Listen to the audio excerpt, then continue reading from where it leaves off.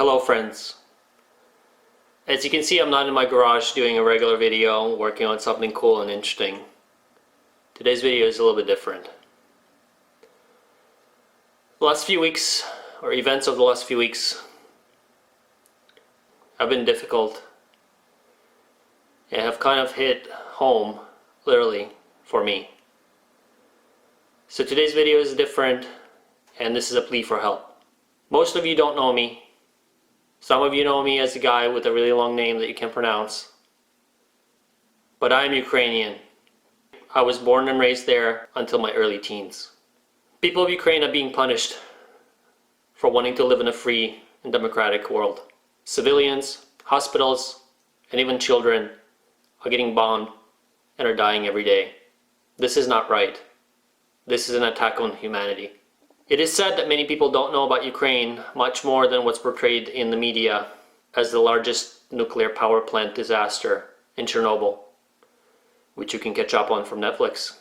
People don't realize and take for granted today the scientific achievements, inventions, comforts of the daily life that were discovered or invented or co-founded in Ukraine or by those of Ukrainian descent.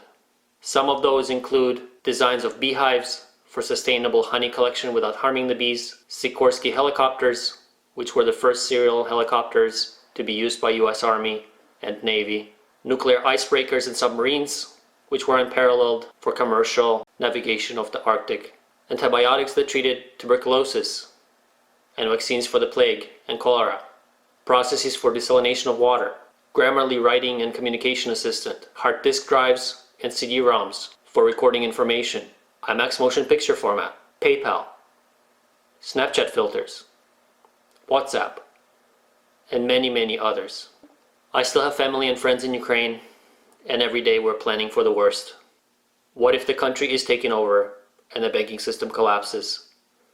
Do they have enough money or cash to survive, to buy drinking water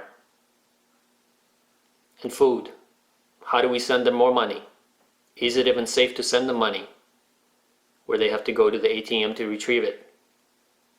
Because there are a lot of cases of mugging for just $1 to survive. What if communications are interrupted? What if electricity is shut down?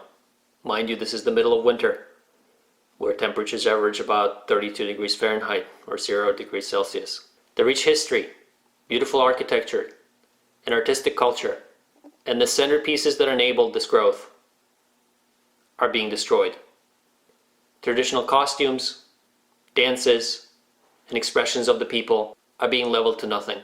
So I ask you to please endure the discomfort of foregoing a Starbucks or a candy bar and donate money to help this humanitarian crisis. This is an attack on freedom and democracy and spreads a lot further than just Ukraine. This is a global crisis at this point. People are saying goodbyes to their loved ones and their families and friends with the scary thoughts of never seeing them again. Some are trying to escape with just the shirts on their back and nothing else, leaving everything they worked for their whole life behind. A lot of people want to help but don't know how. In the description, I've included several venues for that. Some of these are nonprofits helping with the humanitarian and refugee efforts. There is also a link to help the army directly. But before you say the bullets are not the answer and you don't want to support the army, let me make a few points. I would agree with your sentiment in the normal times.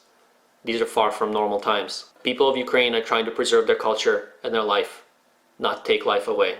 Helping the army is a lot more than supplying bullets. Supplying technology and defense articles like thermal scopes and drones, laptops, connectivity, medical resources for treatment, volunteer and civilian training, all of these efforts are what the foundation helps with. The army needs constant supplies to be able to fight for and defend their freedom, their history, and their civilization.